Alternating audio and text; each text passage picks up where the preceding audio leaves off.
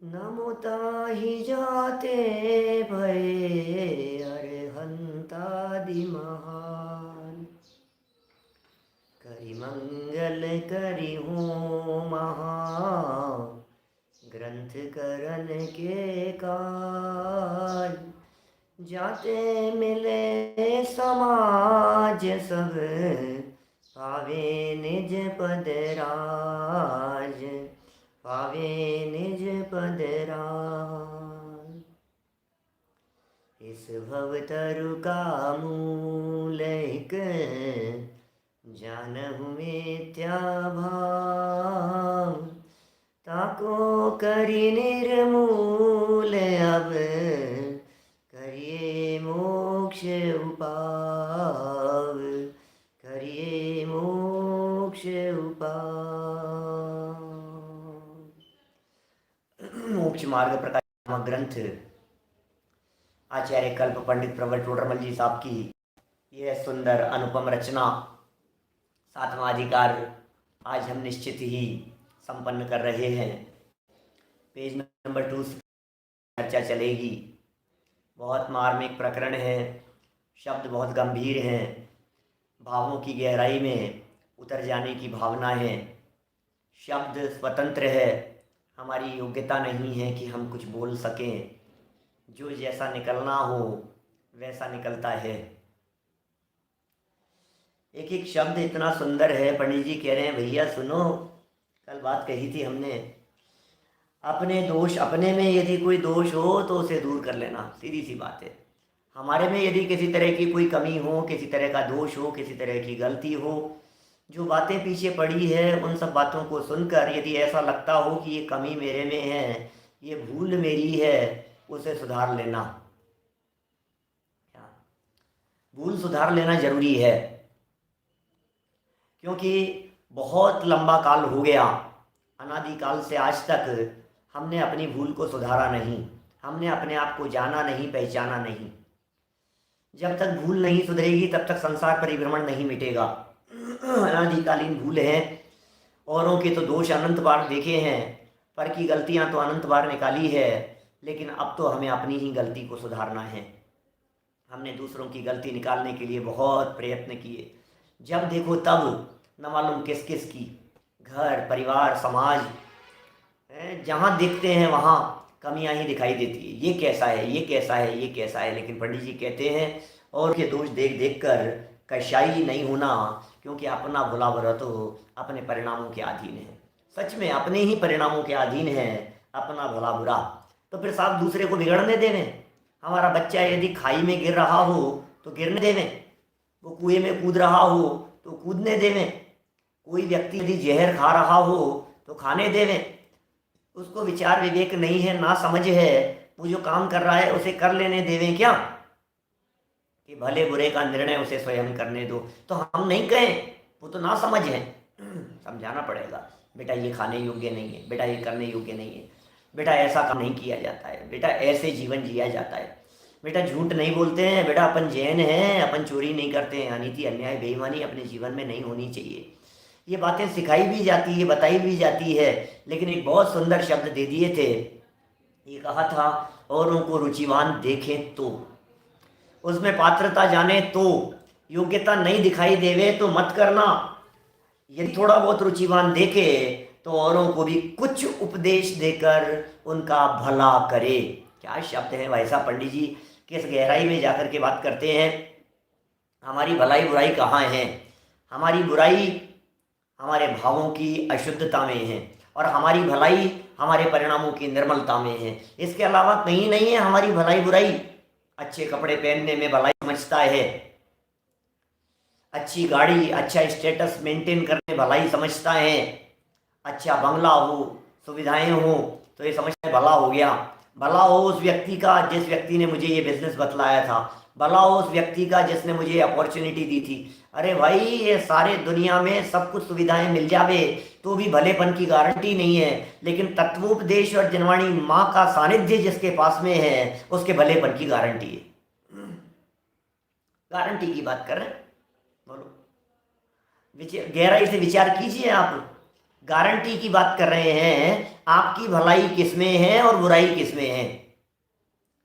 तत्व ज्ञान का अभ्यास करने वाले, जिनवाणी का अवलंबन लेने वाले, वस्तु स्वरूप का विचार करने वाले, जिनवाणी के अनुसार प्रवर्तन करने वाले, पंच परमेष्ठियों के सानिध्य में उनके निर्देशन में अपना जीवन व्यतीत करने वाले, हम कहते हैं भैया भली हो नहा रहे हैं, भला हो गया इनका, उनका भला होता है।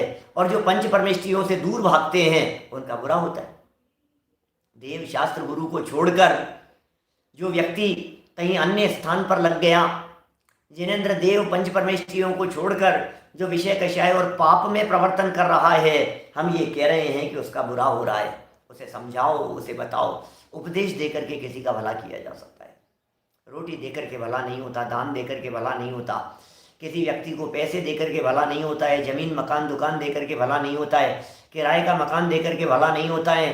भला यदि किसी प्रकार से होता है तो एक ही बात है, कैसे भला होता है, रुद्रमल जी ने कहा उपदेश देकर के। एक बात कहूँ, भला किसका करना है ये नक्की करो पहले। अचेतन का करना है कि चेतन का करना है? भला किसका करना है? यदि आप ये सोच रहे हो कि भला हमें अचेतन का करना है तो बहुत बड़े धोखे में हो, और भला यदि चेतन का करना है तो रोटी मिलने से चेतन का भला नहीं होता, परिणाम सुधरने से चेतन का भला होता है। और परिणाम सुधरते हैं योग्य उपदेश से। कोई व्यक्ति मरणासन्न शैया पर पड़ा हुआ हो, अब बोलो क्या करें उसको? रोटी ला करके रखें सामने, कि केले के समोसे सामने ला करके रखें, कचौरी लाएं उसके सामने खाने के लिए? उसका भला कैसे होगा? अच्छे डॉक्टर को बुला करके लाएं, कैसे भला होगा? अरे उसे बतलाओ जीवन तो एक दिन पूरा होना ही है, लेकिन तुम वो हो जिसका कभी जीवन पूरा नहीं होता। तुम जीवत्व शक्ति के धनी हो, तुम्हारा कभी मरण नहीं होता। ये बातें जब बतलाई जाती है, ये बातें जब सिखाई जाती है, ये बातें जब उसके ज्ञान में आती है, तो ये उसका भला होता है। क्योंकि देह की भलाई में भला नहीं है, आत्मा की भलाई में भला है। इसलिए फिर बोल्ड लेटर्स में लिखा है, इसलिए अपने परिणाम सुधारने का उपाय करना योग्य है। परिणाम सुधारने का उपाय करना योग्य है। ये उपाय करो, परिणाम कैसे सुधरे, करो अभ्यास, तत्वाभ्यास, वस्तु स्वरूप का विचार करो ना थोड़ा सा। जो बात जिनवाणी में सुनी है, जो बात जिनवाणी में पढ़ी है, जो बात उपदेश दाताओं के माध्यम से हमारे कर्णेंद्रिय का विषय बन गई है, उसका अभ्यास कीजिए, मनन कीजिए। एकांत में बैठ करके शांत चित्त होकर के उसके बारे में सोचिए कि ये जो बातें लिखी है, इन बातों में कितनी सच्चाई है। क्या वास्तव में एक द्रव्य दूसरे द्रव्य का कर्ता धर्ता नहीं है? क्या वास्तव में पुण्य पाप दोनों एक समान है? क्या वास्तव में पुण्य भी आकुलता रूप है? सोचिए ना, एक बार विचार कीजिए ना गंभीरता से। कह रहे हैं यहाँ, जब आप गंभीरता से विचार करते हैं तो आप महसूस करते हैं मेरे परिणाम सुधर रहे हैं, और परिणाम सुधर रहे हैं उसका उपाय हो रहा है। यही तो उपाय है परिणाम सुधारने का। सुधरे हुए जीवों को देख करके अपने परिणाम सुधरते हैं, और बिगड़े हुए जीवों को देख करके अपने परिणाम बिगड़ते हैं। आप जैसे माहौल में रहते हैं वैसे हो जाते हैं। इसलिए ध्यान रखना, रहे सदा सत्संग उन्हीं का, ध्यान उन्हीं का नित्य रहे। मेरी भावना की ये पंक्तियां, ध्यान उन्हीं का नित्य रहे। भावना भाते हैं भाई साहब, पंच परमेष्ठियों के सानिध्य में रहेंगे, समागम में रहेंगे, माहौल में रहेंगे, संगति का असर पड़ता है, इट वर्क्स। आप ऐसा नहीं सोचिए कि अरे इनमें तो अत्यंत अभाव है, इनमें तो अन्योन्य अभाव है, क्या फर्क पड़ता है। नहीं नहीं भाई साहब, इट वर्क्स डेफिनेटली। आप स्वाध्याय करने वालों के सानिध्य में रहिए, आप पढ़ने पढ़ाने वालों के सानिध्य में रहिए, आप सुनने सुनाने वालों के सानिध्य में रहिए, अभ्यास करने वालों के सानिध्य में रहिए, उनके समागम में रहिए, उनके साथ में उठिए बैठिए। जब भी आप किसी ज्ञानी धर्मात्मा व्यक्ति से मिले तो उससे पूछिए आप आराधना कैसे करते हैं, आप इतना समय कैसे निकाल लेते हैं, आप इतना स्वाध्याय कैसे करते हैं, आप इतना याद कैसे रख लेते हैं, आपको ये बातें समझ में कैसे आती है, आपने कितना अभ्यास किया, आपने क्या किया, आपने कैसे प्रैक्टिस की। ये सब हम भी वैसे ही बनना है ना। मैं कहता हूँ ऐसा हो, सम्यक दृष्टि होना है तो सम्यक दृष्टि की नकल करो। बोलो, नकल करो, नकल, कोई बात नहीं। सम्यक दृष्टि क्या सोचता है, सम्यक दृष्टि का चिंतन कैसा होता है, सम्यक दृष्टि के चिंतन की धारा किस प्रकार की होती है, उसका दृष्टिकोण किस प्रकार का होता है, घटनाओं को देखने का नजरिया कैसे होता है, ये ज्ञानी जीव आखिर इन प्रतिकूल परिस्थितियों में भी सहज कैसे रह लेते हैं, ये ज्ञानी जीव इन विपरीत परिस्थितियों में भी आकुलित क्यों नहीं होते हैं, आंदोलित क्यों नहीं होते हैं, पीड़ित क्यों नहीं होते हैं, परेशान क्यों नहीं होते हैं? विचार कीजिए गहराई से, वे अपने परिणामों को कैसे संभाल लेते हैं। अरे उसने इतना कुछ इनको सुना दिया, फिर भी इनके परिणाम निर्मल बने रहे। आखिर किस बात का बल था इनके पास में? विचार करना गहराई से। ये कह रहे हैं परिणाम सुधारने का उपाय करना योग्य है। आपको क्या क्या योग्य नजर आता है? जॉब मिल जाए भाई साहब, बस भाई साहब जॉब मिल जाए, भाई साहब बस ये बिजनेस चलने लग जाए, भाई साहब बस इतना सा काम हो जाए। हम कहाँ कहाँ सोचते रहते हैं। 2 टाइम की रोटी मिल जाए, रोटी कपड़ा और मकान, बस। गवर्नमेंट भी लगी है भलाई में, 2-2 5-5 रुपए के अंदर टिफिन बांट रही है, भरपेट भोजन करा रही है, जगह जगह गवर्नमेंट करवा रही है। अनाथ आश्रमों को सहयोग दे रही है, काम कर रही है गवर्नमेंट भी बहुत। लेकिन भाई साहब परिणाम सुधारने का उपाय तो स्वयं ही करना पड़ेगा। परिणाम बिगड़े तो हम बिगड़ गए, और परिणाम सुधरे तो हम सुधर गए, क्योंकि हमारे परिणाम हमारे हाथ में हैं। परिणामों का कर्ता धर्ता मैं हूँ। आगे बहुत सुंदर वाक्य दिए हैं, देखिए। परिणाम सुधारने का उपाय करना योग्य है, और सर्व प्रकार के मिथ्यात्व भाव छोड़कर सम्यक दृष्टि होना योग्य है।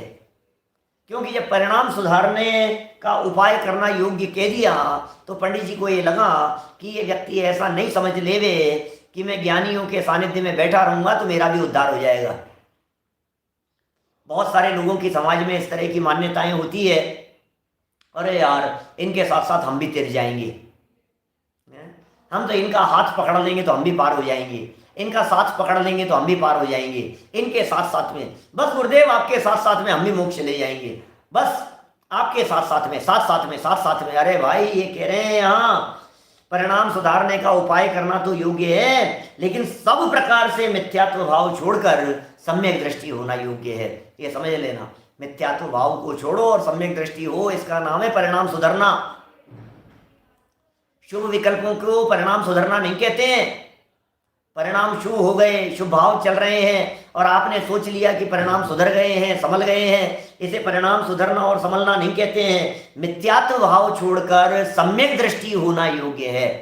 मिथ्यात्व भाव छोड़कर, सर्व प्रकार से मिथ्यात्व भाव को छोड़ो और सम्यक दृष्टि हो जाओ, तो समझ लीजिए अब काम हो गया। सर्व प्रकार से सम्यक दृष्टि होना योग्य है, मिथ्यात्व भाव छोड़कर, क्योंकि संसार का मूल मिथ्यात्व है। ओहो, संसार का मूल मिथ्यात्व है। क्या करें, मूल मिथ्यात्व है, जड़ मिथ्यात्व है, अनंत संसार का कारण मिथ्यात्व है। क्या समझ में नहीं आती है हमारे को, ये बातें क्या कह रहे हैं। इन वीतरागी संतों ने क्या क्या बातें कह दी है। अनंत संसार का मूल कारण मिथ्यात्व है, मिथ्या भाव है। किस वजह से संसार में रुल रहे हैं हम? पाप छोड़ दिया, व्रताधिक अंगीकार कर लिए, ऐसा लगने लगा, प्रतिमाएं धारण कर ली, अणुव्रत ले लिए, महाव्रत ले लिए, घर छोड़ दिया, परिवार छोड़ दिया, कपड़े छोड़ दिए, संबंध छोड़ दिया, न मालूम क्या क्या त्याग कर दिया हमने। लेकिन हम ये कह रहे हैं आपने जितनी चीजों का त्याग किया, क्या त्याग करने वाली चीजों के अंदर एक मिथ्यात्व का नाम भी है? मिथ्यात्व का त्याग किया कि नहीं किया? कि साहब मिथ्यात्व का त्याग तो नहीं किया। क्या बात कर रहे हो आप? मिथ्यात्व का त्याग नहीं किया तो कुछ भी त्याग नहीं हुआ। मिथ्यात्व का त्याग होने पर ही त्याग होता है, और मिथ्यात्व का त्याग नहीं होने पर किसी का भी त्याग नहीं होता है। सबको तो छोड़ा, मिथ्यात्व न छोड़ा। बोलो, सब कुछ छोड़ने के बावजूद भी यदि मिथ्यात्व भाव नहीं छूटा तो कुछ भी नहीं छूटा, कुछ भी नहीं छूटा। सर्व प्रकार से मिथ्यात्व भाव छोड़ना योग्य है। उल्टी मान्यता त्याग कर देना योग्य है। मान्यता नहीं छोड़ी है भाई साहब, सब कुछ तो छोड़ दिया है हमने। मिथ्यात्व भाव यही, और सम्यक दृष्टि होना योग्य है। सर्व प्रकार के मिथ्यात्व भाव, ये सर्व प्रकार के मिथ्यात्व भाव कहकर के पंडित जी साहब शायद अधिकार का समापन करते समय वापस इंडिकेट कर रहे हैं, निश्चयाभास छोड़ देना योग्य है, व्यवहाराभास छोड़ देना योग्य है, उभयाभास छोड़ देना योग्य है, सर्व प्रकार का मिथ्यात्व भाव छोड़ देना योग्य है। क्या ख्याल में आ रही है बात? क्या बताएं भाई साहब, बड़ी गजब की स्थिति है। सर्व प्रकार के मिथ्यात्व भाव छोड़ देना, इसका मतलब निश्चयाभास, व्यवहाराभास, उभयाभास, जीव अजीव तत्व संबंधी भूल, ये विपरीत मान्यता, आश्रव तत्व संबंधी मान्यता, बंध तत्व के संदर्भ में विपरीत मान्यता, संवर निर्जरा तत्व संबंधी भूल, मोक्ष तत्व संबंधी भूल, पुण्य पाप में एकत्व बुद्धि संबंधी मान्यता। समय सार की शैली में यदि बात करें तो पर में एकत्वपन की मान्यता छोड़ देना योग्य है, पर में ममत्वपन की मान्यता छोड़ देना योग्य है। पर पदार्थों में कर्तृत्व और भोक्तृत्व की मान्यता त्याग देना योग्य है, और पुण्य और पाप इन दोनों में भेद मानने की मान्यता त्याग देना योग्य। ये सब मिथ्यात्व भाव है। पुण्य और पाप दोनों अलग अलग है, पाप बुरा है, पुण्य भला है, बोले ये मान्यता त्याग देना योग्य है। इसका नाम है मिथ्यात्व भाव, त्याग देना योग्य है। बड़े सुंदर शब्द दिए हैं आगामी, आप शब्दों को पढ़ो तो आपको ऐसा लगे क्या कह रहे हैं पंडित जी साहब। क्योंकि संसार का मूल मिथ्यात्व है, मिथ्यात्व के समान अन्य पाप नहीं है। ओहो, कंपैरिजन तो करो भाई साहब, किसका किसके साथ में कंपैरिजन किया जा रहा है? महापाप के साथ में कंपैरिजन कर रहे हैं। मिथ्यात्व के समान अन्य कोई पाप नहीं है, मिथ्यात्व के समान अन्य कोई बड़ा अपराध नहीं है। आपको क्या लगता है, अरे कितना बड़ा पाप कर दिया, कितना बड़ा पाप कर दिया, अरे चोर है, चोर चोर, क्या लग रहा है आपको? अरे अरे बेईमान है, अरे अरे कैसा है, कैसे? अरे भाई क्या लग रहा है आपको? चोरी, बेईमानी, कुशील, व्यभिचार, सप्त व्यसनों में पारंगत, जुआ खेल रहा है, मांस भक्षण कर रहा है, शराब पी रहा है, और आपको लग रहा है बहुत पापी है भाई साहब, बहुत पापी है, शराब पीता है भाई साहब, आपको पता है कि अंडे खाता है भाई साहब, नॉनवेज खाता है भाई साहब। ये लोग ऐसी बातें करते हैं। आज जैन समाज में भी लोग करने लगे हैं। बड़ा आश्चर्य होता है मैं जब लोगों से सुनता हूँ। हम तो नहीं जानते किसी भी व्यक्ति को, ऐसे व्यक्ति को जो जैन होकर के नॉनवेज खाता हो, लेकिन मैं सुनता हूँ हमारे हम उम्र के लोगों से, वे लोग ये बातें कहते हैं। अरे भाई साहब क्या बताएं आपको, पंडित जी क्या बताएं आपको, ये दुकानों के जो दाम बढ़ रहे हैं नॉनवेज और मीट की दुकानों के, वो जैनियों की वजह से बढ़ रहे हैं, ऐसा कहते हैं। तो मुझे आश्चर्य हुए बिना नहीं रहता, ये क्या हो गया है, ये क्या हो गया है भाई साहब? कितने कितने पाप, कितने पाप, कितने पाप, ये कह रहे हैं यहाँ मिथ्यात्व के समान अन्य पाप नहीं है। इसका मतलब कोई व्यक्ति यदि मांसाहार करता हो तो उससे भी बड़ा पाप है मिथ्यात्व। अरे वो तो छूट जाएगा, समझ में आ रही है बात? पाप तो छूट जाएगा, अनीति अन्याय तो छूट जाएगा। बेईमानी करते समय अंदर दिल के कोने से आवाज उठती है, बेटा ये करना ठीक नहीं है। जब चोरी करता है तो चोर की भी अंतरात्मा ये कहती है ये काम ठीक नहीं है। जब पाप करता है, जब हिंसा करता है, जब हत्याएं करता है, जब लोगों को तड़पाता है, मारता है, हत्या करता है, तो अंतरात्मा से आवाज किसी दिल के कोने से ये उठती है यार ये करना योग्य नहीं है, ऐसा नहीं करना चाहिए। कर दिया कोई बात नहीं, कर लो यार, क्या करो, नहीं नहीं कोई बात। एक मन कहता है नहीं करना और दूसरा कहता है करना, तो कहते हैं भैया वो तो कभी न कभी छूट जाएगा, क्योंकि दिल के कोने में अच्छाई बैठी हुई है। लेकिन ये मिथ्यात्व के समान अन्य पाप नहीं है, क्योंकि ये मिथ्यात्व पाप जैसा दिखता ही नहीं है। ख्याल में आ रही है बात? ये मिथ्यात्व पाप जैसा दिखाई नहीं देता है। कौन सा पाप बड़ा पाप बतलाइए, कौन सा अपराधी बड़ा अपराधी, कौन सा शैतान बड़ा शैतान है, कौन सा चोर बड़ा चोर है, शातिर है, जो पकड़ में नहीं आए, जो साहूकार के वेश में दिखाई देवे, जो ईमानदार दिखाई देवे। ये कह रहे हैं उसके संबंध में, जो चोर आपको ईमानदार दिख रहे हैं और है चोर, इसका मतलब वो बड़ा चोर है। कौन सा ठग, धोखेबाज बड़ा धोखेबाज कहलाता है, कौन सा व्यक्ति बड़ा घोटालेबाज कहलाता है, पकड़ में नहीं आ रहा है, पकड़ में नहीं आ रहा है, मालूम ही नहीं चल रहा, अरे इतना ईमानदार, इतना साहूकार बन करके आया था। ऐसे ही हम ये कह रहे हैं ये जो मिथ्यात्व है, ये मिथ्यात्व ऐसा ही साहूकार बन के आया है, ये मिथ्यात्व ने ऐसा ही वेश धारण कर रखा है, ये मिथ्यात्व ने ऐसा ही किया हुआ है। ये मिथ्यात्व इसी प्रकार का लगता है कि जैसे पाप ही नहीं हो, इसे लगता है मैंने क्या पाप कर दिया। मैं कभी कभी कहता हूँ, जब दर्शन मोहनी कर्म के आश्रम के कारणों की चर्चा चलती थी हमारी सरवार सिद्धि में, 2005 की बात करता हूँ, अरे बड़े मार्मिक सूत्र हैं, 2005-06 में टोडरमल जी की सभा में ही चलाया, यहीं बैठ करके सुनिए। केवली श्रुत संग धर्म देवावर्णवादो दर्शन मोह से, आपको पता है दर्शन मोहनी कर्म निरंतर बन रहा है, आपको पता है ये दर्शन मोहनी कर्म नॉन स्टॉप बन रहा है। आपको मालूम है दर्शन मोहनी कितना बड़ा पाप है, क्या करने से बन रहा है? खाना खाते समय भी बोलो, भोजन करते समय, नहाते धोते समय, बिजनेस करते समय, काम करते समय, व्यवहार करते समय, मिथ्या दृष्टि जीव के निरंतर दर्शन मोहनी कर्म बन रहा है। प्रश्न है मेरा, आखिर क्यों? बोलो आखिर क्यों, क्यों बन रहा है? क्योंकि देह के प्रति एकत्व बुद्धि नॉन स्टॉप चल रही है। जिस तरह से कल परसों हमने इस तरह की बात कही थी ना, ये कोई बड़ा पाप नहीं है। कौन सा क्या क्या कही थी हमने,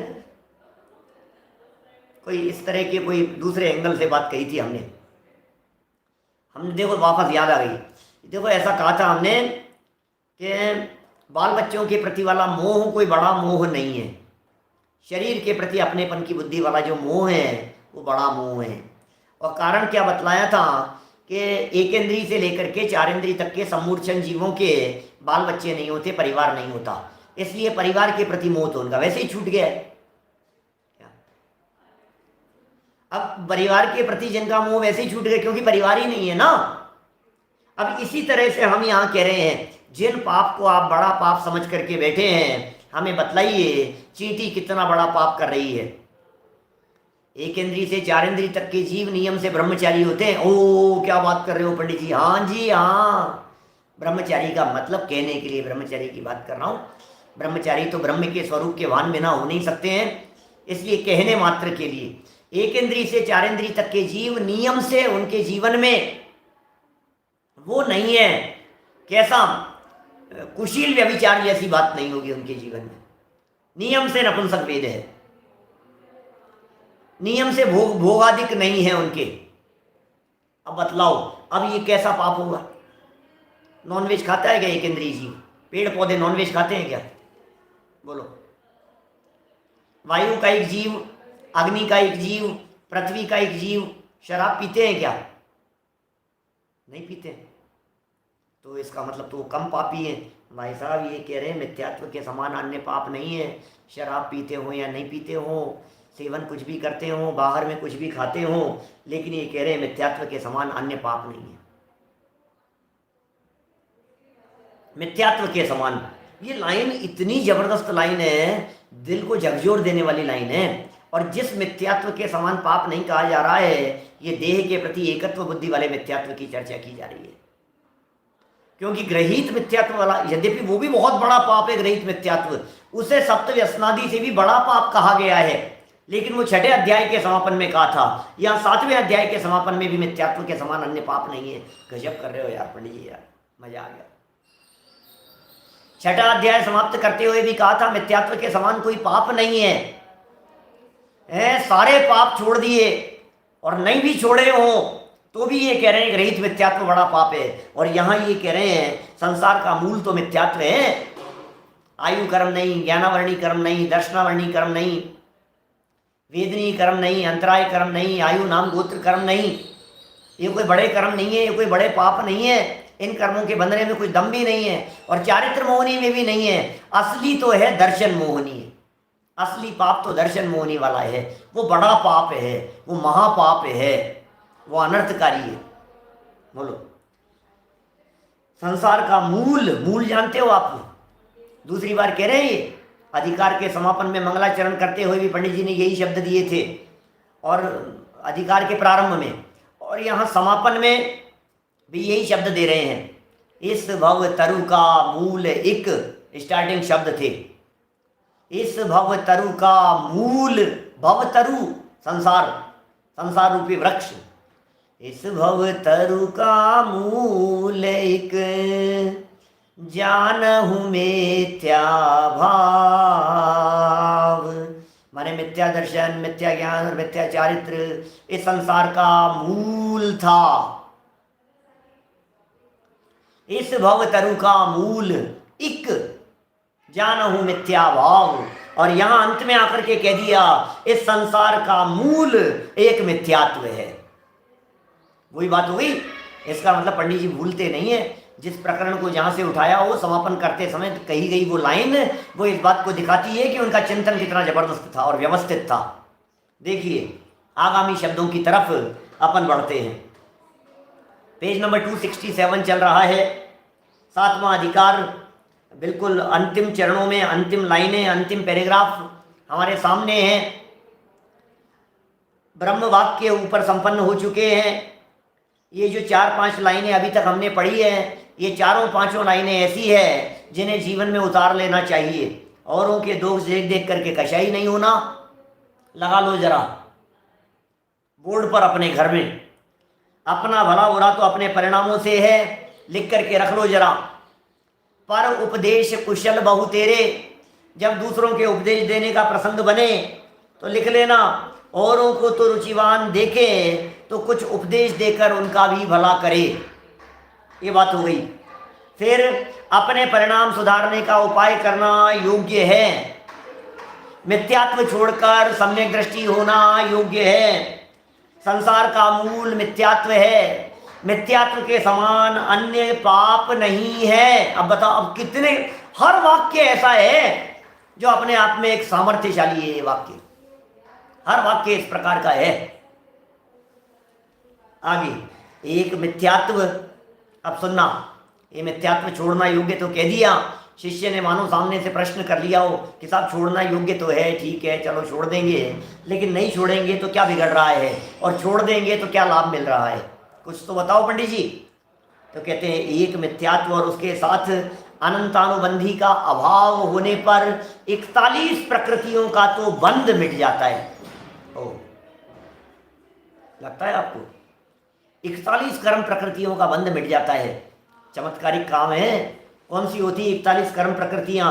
फुटनोट में नीचे नाम गिनाए हैं, हम यहाँ नाम पढ़ते हैं। एक एक प्रकृति को देखेंगे आपका चित्त प्रसन्न हो जाएगा, एक एक प्रकृति को देख करके। सम्यक दृष्टि जीवों के जीवन में क्या क्या हो जाते हैं, क्या क्या चीजें मिट जाती है, कौन कौन सी पाप प्रकृतियां सम्यक दृष्टि ज्ञानी जीव के जीवन में नहीं बंधती हैं। देखिए जरा, मिथ्यात्व संबंधी 16 है, और नीचे 3 लाइन नीचे लिखा है अनंतानुबंधी संबंधी 25। फुटनोट में पढ़ रहा हूं नीचे। मिथ्यात्व संबंधी 16 कौन सी है? मिथ्यात्व कर्म प्रकृति का बंधन नहीं होगा। ओह, सम्यक दृष्टि हो गया है ना। अब मिथ्यात्व कर्म प्रकृति का बंधक नहीं होगा, बंधन नहीं होगा। हुंडक संस्थान कर्म प्रकृति का बंधक नहीं होगा, बंधन नहीं होगा। हुंडक संस्थान क्या होता है? संस्थान जानते? संस्थान, शरीर के आकार को संस्थान कहते हैं। 6 प्रकार के संस्थान हैं, 6 प्रकार के आकार हैं, अलग अलग प्रकार के। उनमें हुंडक संस्थान सबसे हीन संस्थान कहा जाता है। शरीर की ऐसी स्थिति, आड़ा टेढ़ा जो बिल्कुल ऊटपटांग जो शरीर हो, ये हुंडक संस्थान है। हुंडक संस्थान नामक कर्म नहीं बंधेगा सम्यक दृष्टि ज्ञानी जीव के। इसका मतलब ये है सम्यक दृष्टि जीव अब कुरूप नहीं होगा, बेडोल शरीर वाला नहीं होगा। सुंदरता चाहते हैं ना आप, ये सुंदरता की गारंटी दे रहा है सम्यक। नपुंसक वेद नहीं होगा। ओ गजब हो गया भाई साहब, मर करके नपुंसक वेद नहीं होगा। कोई जीव मर करके नपुंसक वेद वाला नहीं होगा। इतना ही नहीं, नरक गति नहीं मिलेगी। गजब हो गया, मजा आ गया। नरक गति की प्राप्ति नहीं होगी, नरक गत्यानुपूर्वी नहीं होगा। नरक गति ये नाम कर्म की प्रकृति है, नरक गत्यानुपूर्वी ये क्षेत्र विपाकी प्रकृति है। और फिर लिखा है नरक आयु। क्या क्या तीन शब्द दे दिए, नरक गति, नरक गत्यानुपूर्वी और नरक आयु। ये तीनों अलग अलग प्रकृतियां हैं। नरक आयु ये आयु कर्म की प्रकृति है। नरक गति ये नरक भाव धारण करने रूप स्थिति है नाम कर्म की। और नरक गत्यानुपूर्वी, ये गत्यानुपूर्वी क्या चीज है? एक जीवन पूरा हो जाने के बाद दूसरा शरीर धारण करने के लिए, दूसरी जगह पर जन्म लेने के लिए जब मार्ग में चलते हैं तो उसे कहते हैं विग्रह गति।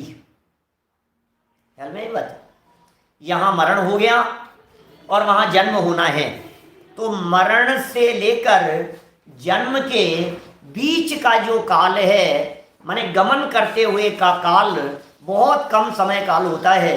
1 समय, 2 समय, 3 समय, इतना सा काल है। एकम 2 3 वाना हार के है, ये काल कहलाता है विग्रह गति का। अब प्रश्न ये है कि विग्रह गति के काल में इस जीव के शरीर कौन सा होता है? बोलो, विग्रह गति के काल में कैसा शरीर होगा? विग्रह गति के काल में कैसा होगा भाई साहब? समझ में नहीं आ रही है हमारे को, क्योंकि पिछला शरीर तो छूट गया, शरीर तो है ही नहीं, और नया शरीर मिला नहीं है। तो नया शरीर मिला नहीं और पिछला छूट गया है, अब क्या करें? गत्यानुपूर्वी नाम की एक प्रकृति है जो प्रकृति विग्रह गति के काल में शरीर की अवस्था को मेंटेन रखने का काम करती है। माने अंतिम शरीर की जो अवस्था थी, शरीर की जो अंतिम अवस्था थी, उसी पोजीशन में बॉडी में से आत्मा निकलता है। जैसे मान लीजिए अभी अभी ऐसे मरण हो गया मेरा, ऐसे हाथ ऐसे रखा हुआ है, तो जिस पोजीशन में है ना ये शरीर, इसी पोजीशन में आत्मा के प्रदेश निकलते हैं और निकल करके ऐसे सीधे के सीधे बाहर चले जाते हैं, इसी पोजीशन में निकल करके। और बिल्कुल सीधे ऐसे निकलेंगे, जिस दिशा में गमन करना होगा उस दिशा में गमन करेंगे। ये भी एक लोगों की मिथ्या मान्यता रहती है कि नियम से ऊर्ध्व गमन होता है। ऐसा नहीं है, ऐसा नहीं कि पहले सीधा ऊपर ही जाएगा, मरने के बाद नीचे जाना है तो नीचे भी जा सकता है, लेफ्ट राइट दाएं बाएं किधर भी जा सकता है, लेकिन जाएगा स्ट्रेट और टर्न करेगा 90 डिग्री पर। ऐसा ही स्वरूप है। तो बात क्या चल रही है यहाँ कि वो जो अंतिम शरीर की अवस्था थी, जो भी पोजीशन थी शरीर की, जिस पोजीशन में मरण हुआ है, वो आकार जिस कर्म प्रकृति के उदय से विग्रह गति में मेंटेन रहता है, उन्हें गत्यानुपूर्वी कर्म प्रकृति कहते हैं। मर करके नरक में जाना है तो वो नरक गति के पहले आकार रहेगा। मनुष्य से मरा है तो मनुष्यों का आकार, नाम नरक में जाना है तो नरक गत्यानुपूर्वी कहलाएगा। त्रियंच में जाना है तो त्रियंच गति से पहले जो आकार था, आयु त्रियंचों की शुरू हो गई है, और कर्म प्रकृति कौन सी है? नरक गत्यानुपूर्वी। मिथ्यात्व का अभाव हो जाने से सम्यक दृष्टि ज्ञानी जीवों को ये नरक गत्यानुपूर्वी कर्म प्रकृति का बंधन नहीं होता है। असंप्राप्त सृपाटिका सहनन, छठा सहनन है ये, असंप्राप्त सृपाटिका सहनन। ये ऐसा सहनन होता है, ऐसे ऐसे हाथ टच करे ना टूट जाए, टुकड़े हो जाए उसके। असंप्राप्त सृपाटिका सहनन होता है, बहुत हीन सहनन है। सहनन माने पावर, शारीरिक संरचना में जो पावर है अंदर में, उनकी बात है। कीलें किस प्रकार की होगी, जॉइंट्स किस प्रकार के होंगे, नसें किस प्रकार की होगी, है ना, हड्डियों वगैरह के साथ में बंधन उनका किस प्रकार का, कैसा क्या क्या होगा, ये सब सहनन के अंतर्गत आता है। 6 प्रकार के सहनन है, उनमें अंतिम छठे सहनन का नाम है असंप्राप्त सृपाटिका सहनन। ये सहनन नाम की कर्म प्रकृति भी सम्यक दृष्टियों को नहीं बनती है। देखो 4 जातियां नहीं बनती है, एक इंद्रिय जाति नहीं होगी, 2 इंद्रिय, 3 इंद्रिय, 4 इंद्रिय। इसका मतलब सम्यक दृष्टि जीव एक इंद्रिय से 4 इंद्रिय अवस्थाओं को प्राप्त नहीं होगा, उसके ऐसा कर्म बंधेगा ही नहीं, स्थावर नहीं होगा। स्थावर नाम कर्म अलग है, एक इंद्रिय नाम कर्म अलग है, क्योंकि एक इंद्रिय जाति कर्म के अंतर्गत है। स्थावर नाम कर्म अलग प्रकार का कर्म है, अपने को कोई ऐसा भेद नजर नहीं आता है, लेकिन स्थावर नाम कर्म के उदय से ये जीव स्थावर होता है, और एक इंद्रिय कर्म के उदय से ये जीव एक इंद्रिय अवस्था की प्राप्ति करता है। फिर आताप कर्म प्रकृति। आताप कर्म प्रकृति होती है, तेज प्रदान करने का काम करती है, तेज। और ये कर्म प्रकृति किसके होती है? एक ही नियम है और एक ही व्यक्ति है। एक ही व्यक्ति क्या कहें उसे? पृथ्वी का एक जीवों में होती है, और पृथ्वी का एक जीवों में भी जो सूर्य विमान में रहने वाले पृथ्वी का एक जीव है, मात्र उनके ही होती है आताप। सूर्य जो दिखाई दे रहा है ना, सूर्य बिंब आसमान में जो दिखाई दे रहा है, ये जो सूर्य बिंब है, इसकी जो रोशनी है, इसकी जो प्रभा है, इसकी जो किरणें हैं, ये किरणें तो गर्म हो रही हैं और मूल में ठंडा है। इस कर्म प्रकृति का नाम है आतप कर्म प्रकृति। ये आतप कर्म प्रकृति के योग से शरीर ठंडा होता है और उसकी किरणें गर्म होती है, और इस कर्म प्रकृति का उदय 3 लोक के सर्व जीवों में से एकमात्र पृथ्वी का एक जीव, और ऐसे पृथ्वी का एक जीव जो सूर्य विमान में मौजूद हैं, सूर्य बिंब पृथ्वी का एक है, वो सूर्य का विमान, उसमें ये आतप कर्म प्रकृति के उदय वाले जीव पाए जाते हैं। इसका मतलब सम्यक दृष्टि जीव मर करके वहां जन्म नहीं लेगा। आतप के बाद में सूक्ष्म कर्म प्रकृति का बंधन नहीं होता। सूक्ष्म क्या होते हैं? दीवार में से इधर से उधर निकल जाए, सूक्ष्म। हिंसा नहीं होती जिनकी, अपनी आयु से जिंदा रहते हैं, अपनी आयु से मर जाते हैं ऐसे, लेकिन वो सूक्ष्म जीवों में भी उनका जन्म नहीं होता। ऐसी कर्म प्रकृति का बंधन भी सम्यक दृष्टि नहीं करता है। अपर्याप्त नहीं होते और साधारण भी नहीं होते। विशेष होते हैं। अपर्याप्त तो जान ही गए होंगे आप, जिनके पर्याप्तियां पूरी नहीं होती है वे अपर्याप्तक कहलाते हैं। श्वास के 18वें भाग आयु होती है अपर्याप्तक जीवों की, वो भी नहीं होता, साधारण भी नहीं। माने समझ लीजिए एक शरीर में अनंत जीव जहां रहते हैं कॉमन, जिनका समझ लीजिए आहार खान पान रहना सब कुछ एक साथ होता है, वो सब साधारण जीव होते हैं। ऐसे साधारण नाम कर्म का भी बंधन इन सम्यक दृष्टि ज्ञानी जीवों के नहीं होता। चलिए और कर्म प्रकृतियां देखिए आप, अरे बड़ी गजब गजब की कर्म प्रकृतियां हैं। अनंतानुबंधी क्रोध मान माया लोभ, वाह, अनंतानुबंधी क्रोध मान माया लोभ कर्म प्रकृति का बंधन नहीं करेगा भी ये जीव। स्त्यान गृद्धि नामक कर्म प्रकृति का बंधन नहीं होगा। स्त्यान गृद्धि निद्रा है, ये इतनी खतरनाक वाली निद्रा की नींदों में चलने लगे, ऐसी कर्म प्रकृति का बंधन नहीं होगा, इसके आश्रम नहीं होगा इसके। स्त्यान गृद्धि निद्रा, निद्रा नींद पे नींद, नींद पे नींद, ऐसी कर्म प्रकृति भी नहीं है। प्रचला, प्रचला ये डबल प्रचला है, ये डबल प्रचला ऐसी कर्म प्रकृति होती है जिसके कारण नींदों में बड़बड़ाने लगता है, हाथ पांव पचाटने लगता है, मुंह से लार बहने लगती है। बोले ऐसी कर्म प्रकृति का भी बंधन उसके नहीं। देखो आप चमत्कार हो रहे हैं, अपने आप ऑटोमेटिक है स्थिति। नारक पशुति षंड विकलत्रय प्रकृति ने की है कटाकटी, प्रकृति यहीं कट गई है जिनके, तो प्रचला प्रचला नहीं है। ये सब ये तीन कर्म प्रकृतियां निद्रा की कर्म प्रकृतियां थी, जिन्हें सम्यक दृष्टि जीव के नहीं बंधन होता है, आश्रम नहीं होता है। इन कर्म प्रकृतियों की उसके बंध विच्युति हो गई है, इनका बंध मिट गया है उसके। फिर दुर्भग, गजब हो गया, दुर्भग, दूरभग, जिस कर्म प्रकृति के उदय से लोग दूर भगाते हो, जिस कर्म प्रकृति के उदय से लोग पसंद नहीं करते हो, जिस कर्म प्रकृति के उदय से पास में खड़े रहना पसंद नहीं करे, जिस कर्म प्रकृति के उदय से कोई अपनाना पसंद नहीं करे, उस कर्म प्रकृति का नाम है दुर्भग नाम की कर्म प्रकृति। दुर्भग ऐसी कर्म प्रकृति है। दुस्वर, ओहो, दुस्वर नहीं होता। क्या क्या बातें दिखाई देती है भाई साहब। अनादेय, क्या है, तेज, अनादेय, शरीर कांति रहित शरीर नहीं होता। अप्रशस्त विहायो गति, अशुभ रूप से, विहाय कहते हैं गमन करने को, अप्रशस्त माने अशुभ, माने पाप रूप, माने आप जैसे कहते हैं ना इसकी चाल बहुत खराब है, तो ये खराब चाल नहीं होती उसकी, अच्छी चाल होती है। चलते ही जैसे बेडोल चल रहा है यार, कैसे बेढंग से चल रहा है, इसकी तो चाल ही अच्छी नहीं है। विहाय शब्द का अर्थ होता है आकाश, और गति माने होता है गमन, आकाश मार्ग से गमन। लेकिन हम भी जो चलते हैं वो हमारी भी विहायो गति कर्म है। किसी भी व्यक्ति का गमन करना, किसी भी जीव का गमन करना, ये विहायो गति कर्म प्रकृति के योग से ही होता है। आपको लगेगा साहब आकाश में थोड़ी ना गमन करते हैं, हमारे हम जहाँ रहते हैं वहाँ भी आकाश है, हमारे अगल बगल में चारों तरफ ऊपर नीचे इधर उधर सब तरफ आकाश है। इसलिए ऐसा न समझ लेवें कि आकाश आकाश की चर्चा चल रही है। अरे आकाश माने ये भी सब आकाश है। जब गमन करते हैं हम लोग भी तो आकाश में ही गमन करते हैं, व्यायो गति कर्म प्रकृति। लेकिन अप्रशस्त नहीं होती सम्यक दृष्टि यानी जीवों की, अप्रशस्त व्यायो गति नहीं है। फिर स्त्री वेद नहीं है, नपुंसक वेद ऊपर मिथ्यात्व संबंधी था वो नहीं है, स्त्री वेद नहीं है। नीच गोत्र कर्म प्रकृति का बंधन नहीं होगा, आश्रम नहीं होगा। त्रियंच गति नहीं होगी, त्रियंच गत्यानुपूर्वी नहीं होगी, त्रियंच आयु नहीं होगी। उद्योत कर्म प्रकृति का उदय नहीं है। जुगनू वगैरह में उद्योत कर्म प्रकृति के उदय हैं, जुगनू है, चंद्रबिंब है, इनमें उद्योत कर्म प्रकृति के उदय हैं।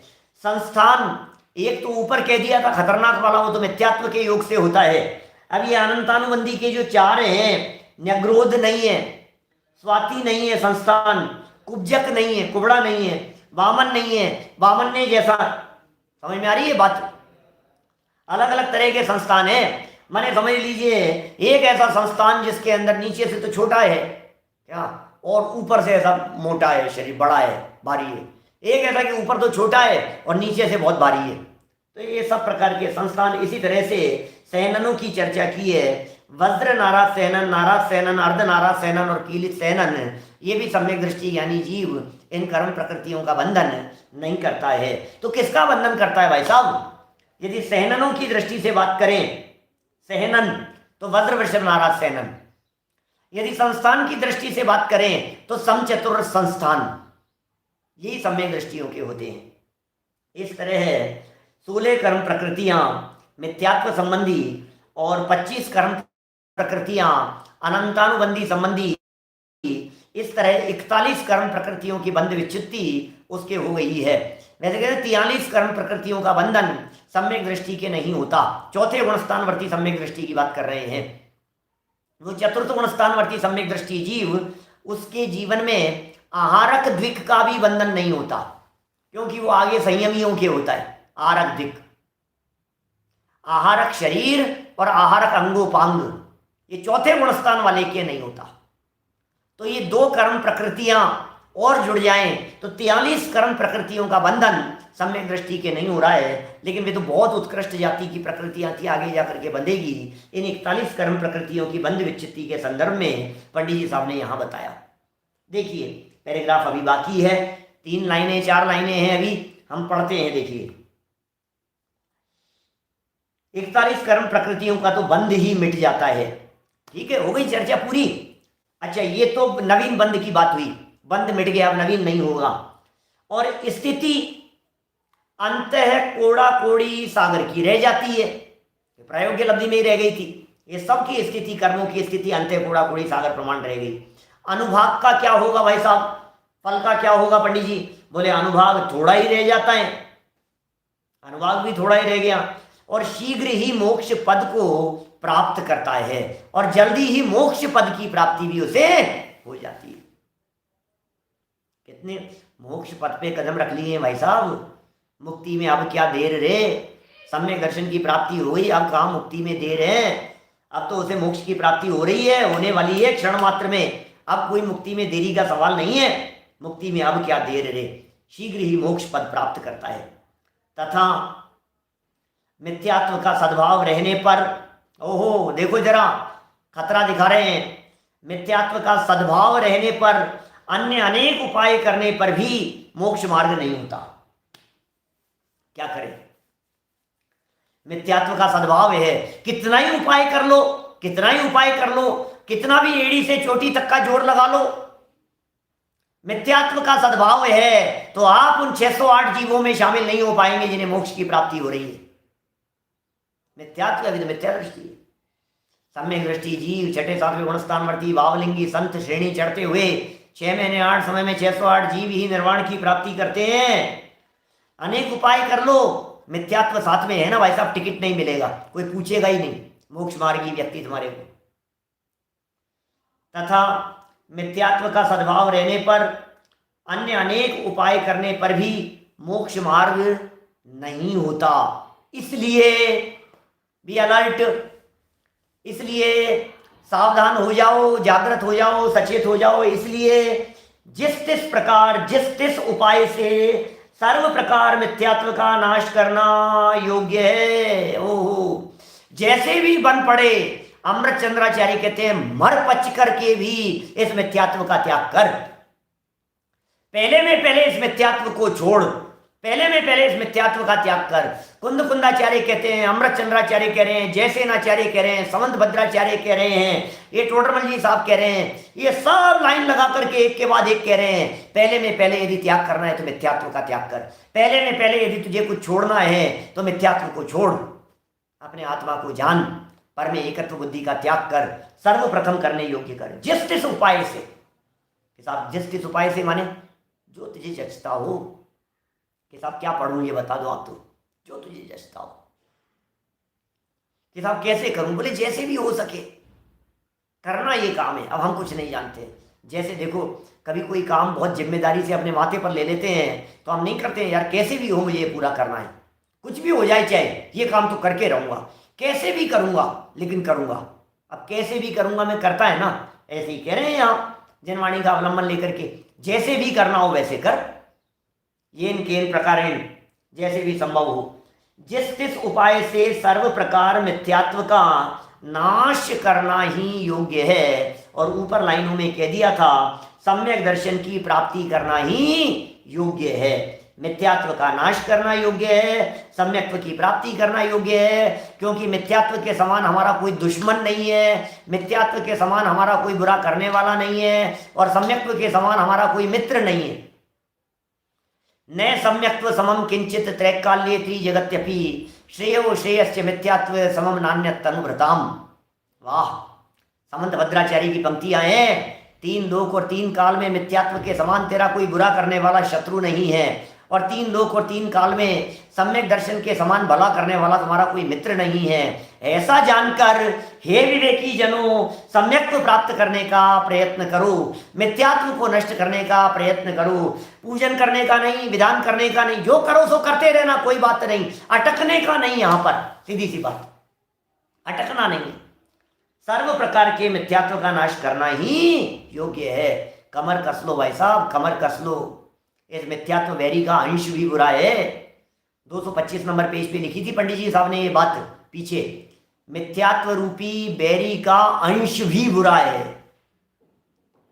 बोलो, सूक्ष्म मिथ्यात्व भी त्याग नहीं, पर का अंश अपने में नहीं मिलाना और अपना अंश पर में नहीं मिलाना, ये चर्चा थी 225 नंबर पेज पर। सूक्ष्म मिथ्यात्व भी त्यागने योग्य है। कैसे कैसे शब्द देते हैं पंडित जी, बड़े गजब के शब्द हैं। इस तरह से ये 7वां अधिकार हमने यहाँ संपन्न किया। अंतिम समापन वाक्य पंडित जी का पढ़ लेते हैं। इति श्री मोक्ष मार्ग प्रकाशक नामक शास्त्र में जैन मत वाले मिथ्या दृष्टियों का निरूपण जिसमें हुआ, ऐसा अधिकार संपूर्ण हुआ। नाम नहीं दिया पंडित जी ने यहाँ, क्या पता कौन सा नंबर देने वाले थे, लेकिन ये क्रम प्राप्त 7वां लग रहा था, तो 7वां अधिकार यहाँ संपूर्ण हुआ। इस तरह से हमारी सूक्ष्म भूलें निकालने वाले इस अधिकार को पढ़कर यदि अपने में किसी प्रकार का कोई दोष हो तो हमें निकाल लेना चाहिए। हम सभी अपनी भूलों को निकालकर, अपने दोषों को निकालकर अल्पकाल में सम्यक दर्शन की प्राप्ति करें। इसी मंगल भावना से बात को यहीं विराम देता हूँ। जनवाणी, शाम को अलग अलग विषय लेने वाले हैं हम। मेरी भावना संपन्न हो गई है। दोपहर में क्षत्र चूड़ामणि यथावत चलेगा, नए चक्र कल से शुरू करेंगे क्रमशः, तो और सुबह ये प्रकरण 8वां अध्याय कल शुरू करेंगे ही अपन, ठीक है ना। शाम को स्वतंत्र विषय होंगे, नए नए होंगे, अलग अलग टॉपिक्स पर होंगे, बड़े आनंददायक विषय हम लेने वाले हैं, है ना। आप लोग अवश्य उसका लाभ लेंगे। निज निधि निज में बताई, यह अनंत उपकार है, उसके लिए जिन वाणी माँ को वंदना शत बार है, वंदना शत बार है।